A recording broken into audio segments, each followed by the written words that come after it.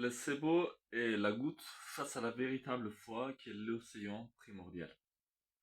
Donc, on sait que la placebo, effet placebo fonctionne et c'est prouvé en fait scientifiquement.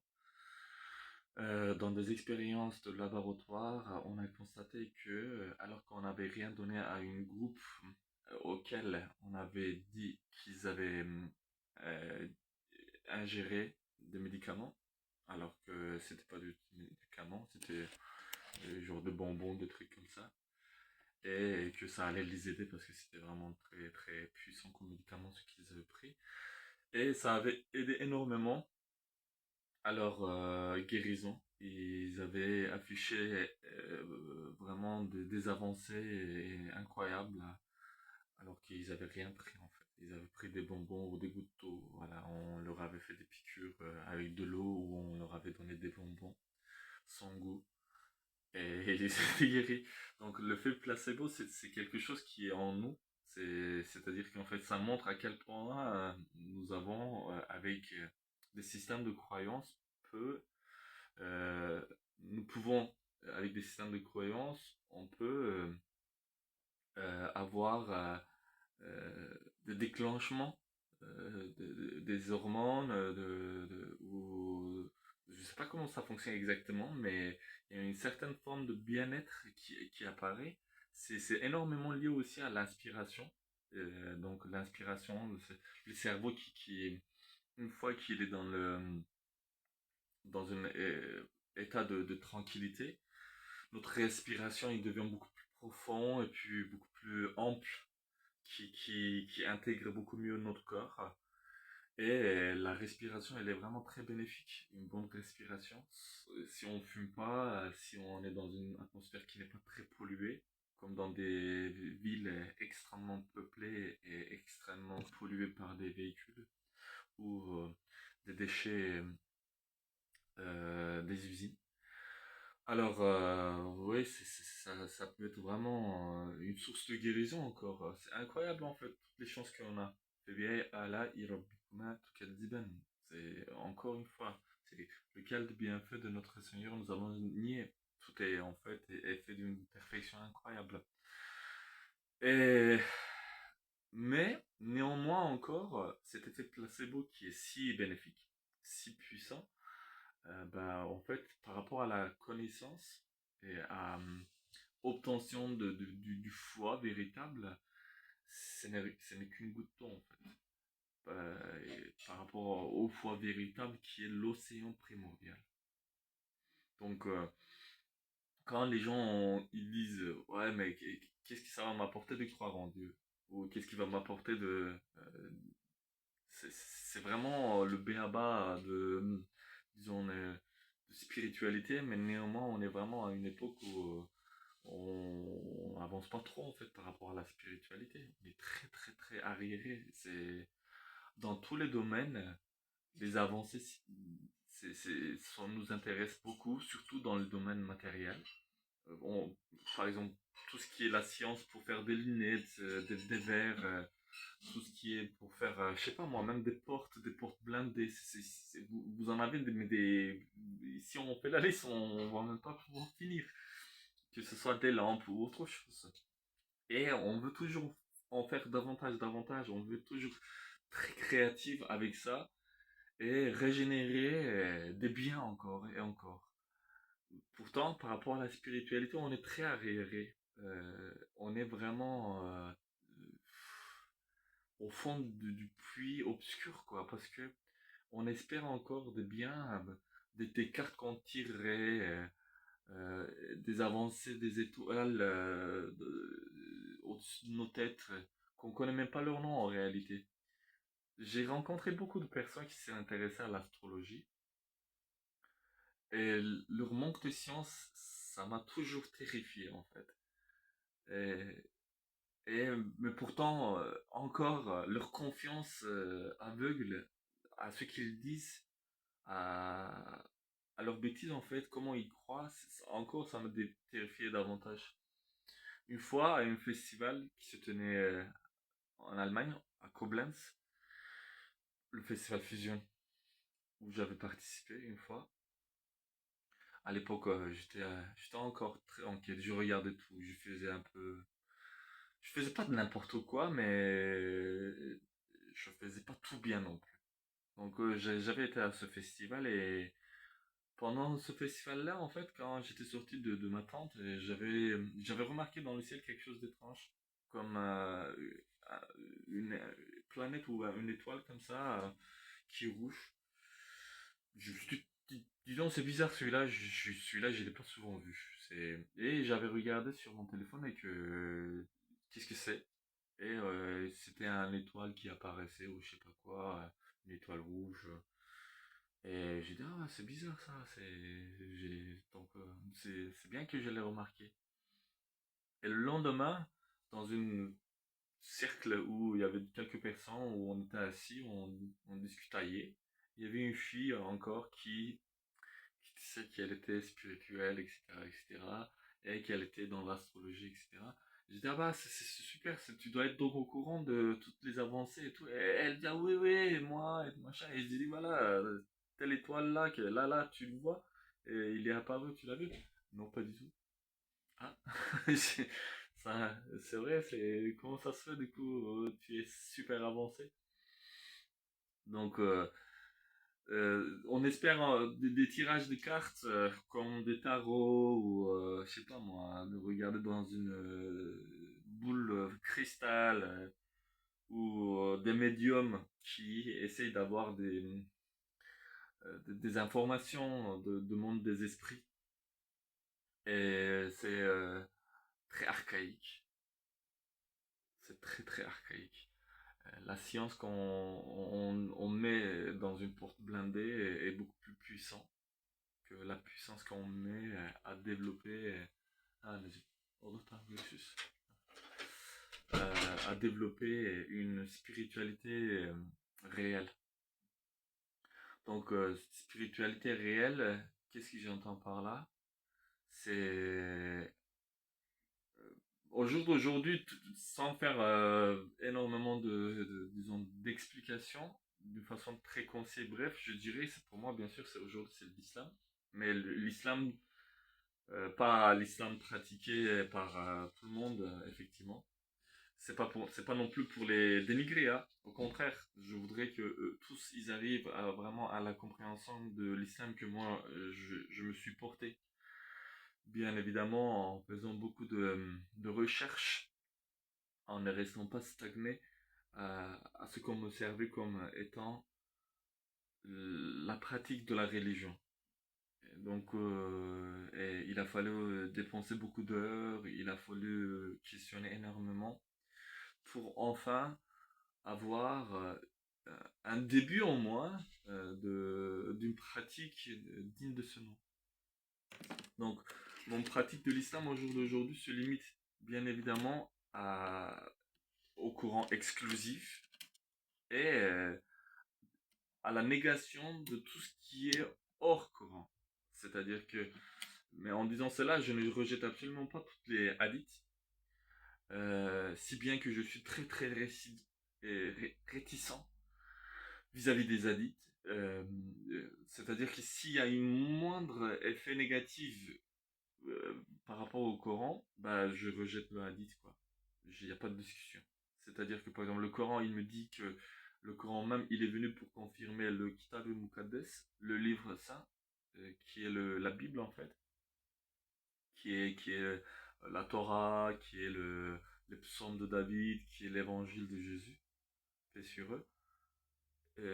Et qu'il y a un hadith qui vient qui contredit ça, bah, j'écoute le Coran en fait. Je peux pas écouter le hadith et effacer le verset de Coran. Si j'efface le verset de Coran, du coup, en fait, où est-ce que je vais trouver ma foi? C'est impossible. Donc, je prends ce qui dit le Coran. Et le Coran, par exemple, à ce niveau-là, par exemple, il dit qu'il est venu confirmer. Il est venu confirmer le Kitab al-Muqaddas qui comprend tout ce que je viens de citer, donc tous les livres. Évidemment, encore, il y a certaines précisions à faire à ce niveau-là. Et le Coran, il dit qu'il y a eu comment dire, le Coran, il dit pas directement qu'il y a eu des changements. Il dit qu'il y a eu ils ont changé certaines choses. Ce qui veut dire que le Coran, en fait, beaucoup de choses n'ont pas été changées. Et le Coran cite certains passages qui ont été changés. Et aussi, dans le Coran, il y a des versets qui disent que on doit aller voir dans la Bible tel passage où est marqué qu'il y a un prophète illettré qui va arriver du nom de Ahmed et que ça indique notre prophète Mohammed, paix sur lui. Donc si on doit jeter ce livre, bah, alors pourquoi le Coran il nous dirait d'aller voir la Bible en fait? C'est contradictoire. Et s'il y a une contradiction, ça ne peut pas être la parole divine. Ça ne peut pas être une parole de Dieu, parce que Dieu est censé être la perfection elle-même, à laquelle on ne trouve aucune tâche, la pureté absolue. Et il ne peut pas y avoir dans son calcul des erreurs, quoi. C'est pas... Même un ordinateur quantique, quand on fait, il ne commet pas d'erreur, sauf s'il y a des problèmes, disons, mécaniques ou programmation, dans son programmation des erreurs, quoi, préalables.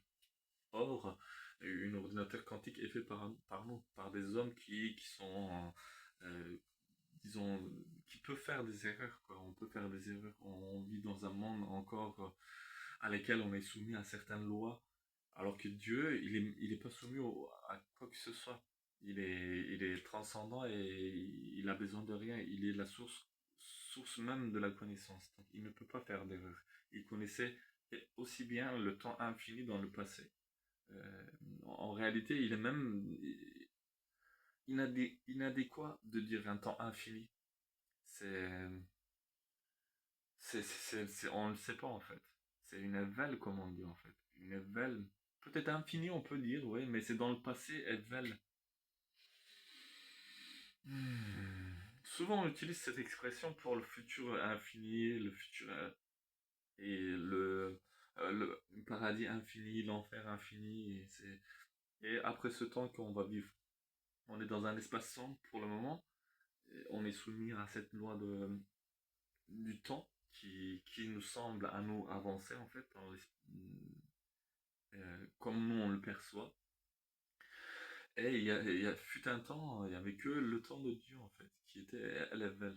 Et ce temps-là, est-ce que, voilà, comment le définir là? Je sais pas, pour le moment, j'ai pas d'idée. En tout cas, voilà, il ne peut pas y avoir d'erreur. Et certains passages où on suggère, en fait, c'est que si même il y a certaines formes d'erreurs qui sont inscrites, mais c'est pas erreur comme nous on l'entend, hein. Attention, là je vais faire une petite explication aussi.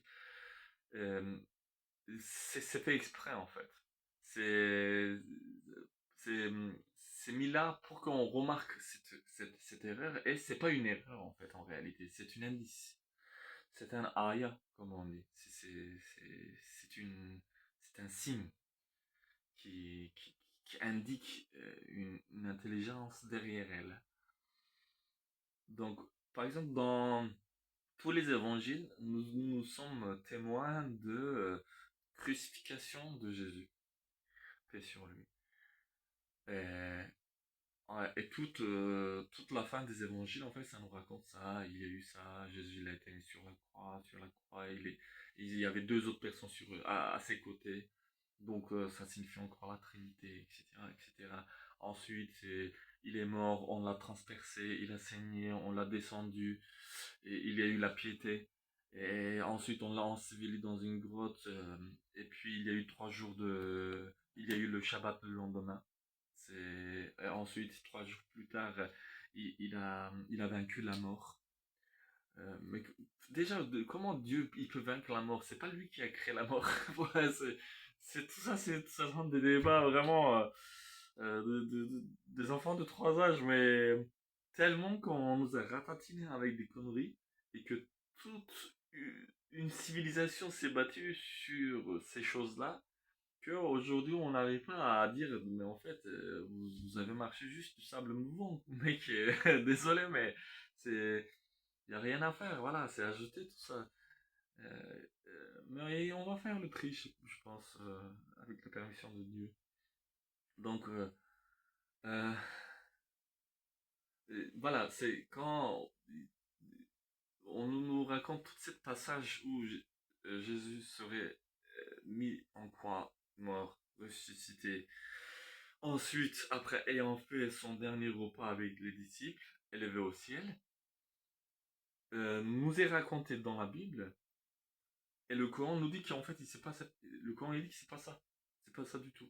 Et du coup, en même temps, le Coran il dit qu'en fait, on doit valider l'évangile, mais du coup, c'est un peu paranoïaque en fait. On devient un peu dingo. Mais qu'est-ce qui se passe là? On doit croire, on doit pas croire, c'est comme ça, c'est pas comme ça. On valide pas, on le lit, on le lit pas. Qu'est-ce qu'on fait? Mais en fait, justement, voilà, il faut être très attentif aux informations qui sont données et aussi bien sûr aux traductions. Mais, mais aussi à la lecture qu'on va en faire. C'est-à-dire que si on lit bien, attentivement, on voit dans les évangiles qu'il y avait deux Jésus. Jésus de Barabbas et Jésus de Nazareth. Et Jésus de Barabbas, lui, il était aussi en prison avec Jésus Issa al-Salam. Jésus Issa ibn Maryam, le fils de Maryam, Marie. Et quand, en fait, il y a eu cet appel de libération, ceux ils ont lu les évangiles, ils connaissent, et ben, on constate qu'il y avait, on dit, est-ce que vous voulez que je libère Jésus ou l'autre? Mais en fait, Jésus de Nazareth ou l'autre Jésus? En fait, on discute, c'est parce que il y a aussi une confusion. On ne sait pas voilà, il y a deux Jésus en même temps. Et l'autre Jésus, Jésus de Barabbas, était lui aussi à l'intérieur des disciples de Jésus de Nazareth. Lui, c'était quelqu'un qui voulait faire une sorte de révolution avec l'épée. Et lui aussi, en fait, vu qu'il était à l'intérieur des disciples du Christ, et qu'il voyait, disons, l'éminence divine de ce personnage, et que lui-même, il s'appelait Jésus, et il se prenait pour Jésus aussi. Vous voyez? Et du coup, en fait, il y avait, voilà, c'est lui, il avait commis certains, disons, péchés, parce il avait fait, il avait tué quelqu'un, ou je sais plus exactement quoi. En tout cas, il avait commis certaines, euh, il avait créé des problèmes, disons. Parce que je sais pas comment dire exactement, mais voilà, c'était pas quelqu'un comme Jésus de Nazareth, de tout lumière, etc. C'était quelqu'un un petit peu qui portait une épée, qui voulait tuer, etc., etc.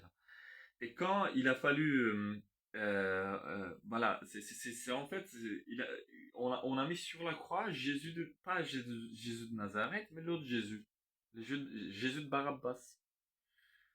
Donc, Jésus de Barabbas, c'est pour ça que quand Pilate il l'interroge, il dit bah, tu es le Christ? Il dit oui, et après il lui pose d'autres questions, et il répond pas en fait, parce qu'il n'a pas de réponse.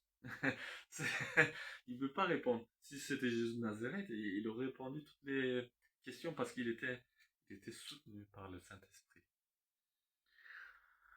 Donc, c'est pour cela que, en fait, le Coran, il nous indique qu'il y a une divergence à ce propos et, et que on se trompe à ce niveau-là. Que Jésus de Nazareth, il a été élevé au ciel, qu'il va revenir, bismillah, quand le moment sera venu.